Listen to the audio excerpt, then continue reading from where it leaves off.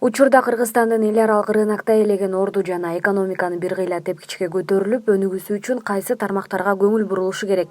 Бул суроолордун алкагында талкуу жүргүзүү үчүн бир катар серепчилер Борбор Азиядагы Америка университетинин инновациялык колледжинде чогулушту.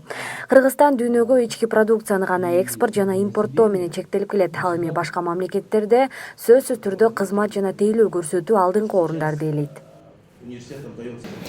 Наша экономика, если мы посмотрим, Биздин экономиканын 52% ички продукциядан турат жана экспорт тууралуу сөз болуп жатканда товарларга жана өндүрүштөргө көңүл буруп, тейлөө көз жадымда калып кетет.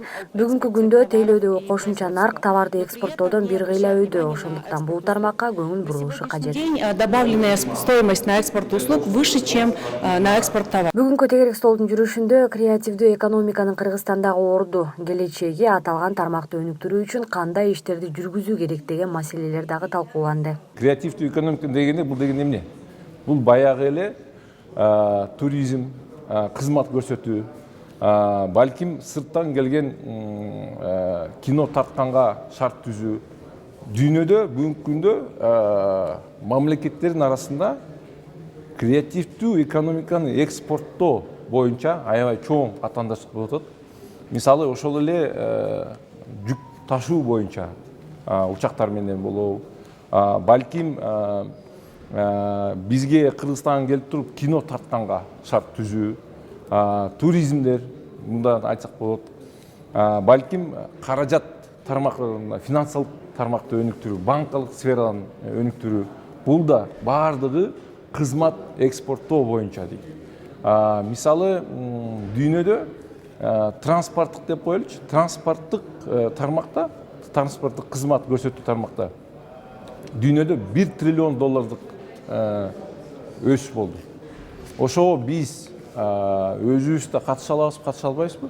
Биз ал үчүн Кыргызстан мамлекет деңгээлде албетте сөзсүз мындай шарт түзүп беришибиз керек.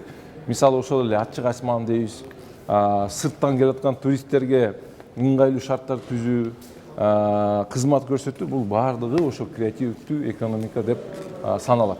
Ушул тапта Кыргызстанга башка мамлекеттерден келип билим алып жаткан студенттер абдан көп. Өлкөбүз бул жаатта башка шаарлардан кем калышпайт. Билим тармагында ыңгайлуу шарттарды түзүп, чет өлкөлүк студенттерди тартуу үчүн жасала турчу иштер кыйла көп. Серепчилердин айтымында билим берүүнүн башка бөлүмдөрү менен бирге IT тармагына көбүнчө көңүл бурулуусу шарт. Себеби бул тармакта иштеген адистер мамлекетке көп киреше алып келет. Рынок образования во всем мире растет, население увеличивается. Билим рыногу дүйнө жүзү боюнча өнүгүп жатат. Чет өлкөдө студенттерди тартуу үчүн коопсуздук, экология, чет өлкөлүктөр үчүн уруксат кагаздары жана башка тармактардын шартын жакшыртуу керек. Мындан сырткары мамлекет мугалимдердин квалификациясын өстүрүүгө, окуу жайлардагы илимий изилдөөлөрдү жүргүзүүгө, маданий иш-чараларды уюштурууга каражат бөлүп турса жакшы болмок. Мунун баары сапаттуу билим берүүгө өбөлгө түзөт. Безопасности с точки зрения эң эле мындай өзүбүздүн мындай ишмердүүлүгүбүздү алсак, эң эле мындай инвестицияны көп талап кылган тарап бул болсо адам потенциалы, адам билими. Башкача айтканда, мисалы үчүн IT секторуна кантип инвестиция жасайбыз деп, мисалы үчүн өзүбүздү сурасак, эң биринчи билим берүү тармагына инвестиция жасоо маселеси турат. Ошон үчүн азыртадан баштап бул тарапка мындай көбүрөөк каржылашыбыз керек.